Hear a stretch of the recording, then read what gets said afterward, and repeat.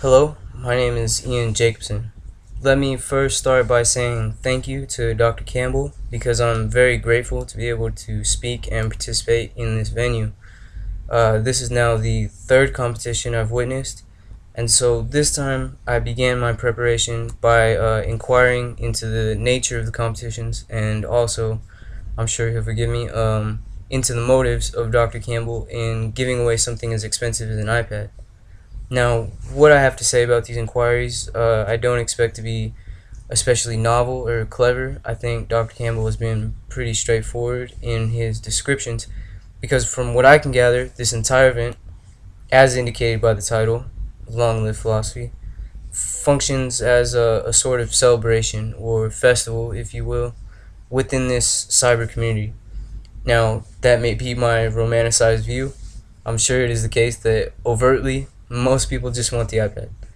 But fundamentally, to meet the conditions of the competition, you have to have some knowledge of philosophy, and therefore you are part of the community, whether you like it or not.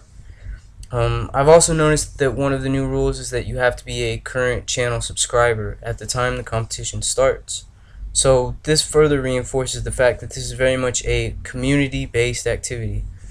All of this will come as no surprise because the competition doesn't really pretend to be anything but exactly this. So what I want to do, which I've yet to see anyone else explicitly do, is to utilize that tradition of philosophy which asks not what the answer to a question is, but what the conditions are for the question to be asked. If the competition is significant because it is a celebration of philosophy, we as philosophers have to ask what the conditions were that made this so. I think this type of approach is best suited to the discussion because it most embodies that character of inquiry which others will attempt to describe in terms of their actual experiences with philosophy. For instance, the typical narrative tends to describe how actual events like going to college or browsing YouTube led someone to philosophy, and then in between he or she may describe the ways different thinkers have influenced their thought. This is all perfectly fine, but I think we tend to realize that the narratives contain value in that they show a representation of what we understand as the philosophical experience. Now, this type of representation can just as easily be understood in general terms, which describe how the value we ascribe to these stories manifests. Taken together with what we've already said about how the community recognizes the representation of the philosophical experience as being significant, we beg the question of why. Why is it significant? I want simply to outline this significance and in so doing describe the impact which philosophy has had on my life in what I hope to be a much more detailed manner. Another characteristic of this type of account is that it must be historically relevant, as only this particular community could produce the exact circumstances in which this type of event could take place. Almost all the other videos I notice strive for some universal theme of philosophy that obtains in their experience, which they feel makes their account significant, whereas I would argue it is exactly the opposite sort of particular, unique attributes which a community can truly appreciate. The historical context out of which we as philosophers emerge is the proverbial elephant in the room. Nothing happens in a bubble, as they say. As individuals, we might all recognize each other simply by the method and shared interest which we have, which is philosophy, but this would have absolutely no meaning whatsoever. To recognize each other, however, as rising out of similar conditions is to acknowledge and face the causes which unite us. These causes are directly related to the struggle for knowledge and power, and the method by which we recognize each other, what we call philosophy, becomes a source of value which is no longer instrumental in the way knowledge and power were once before. This is not to say that it loses its instrumental power at all.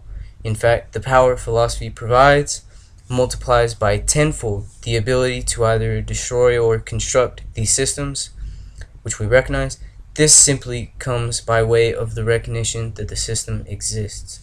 The structures of capital, information, social domination are feeble towers of cards to the trained eye. However, the complexity of these structures means that to know exactly how and why one is enslaved becomes the hardest step on the road to freedom. To be free, to be human in our historical epoch means simply this: to be suspicious of altruism, to be suspicious of any good which can be bought or sold, to be suspicious of any desire which you think is your own, to be suspicious of all knowledge, period. What else can a celebration of philosophy be other than this?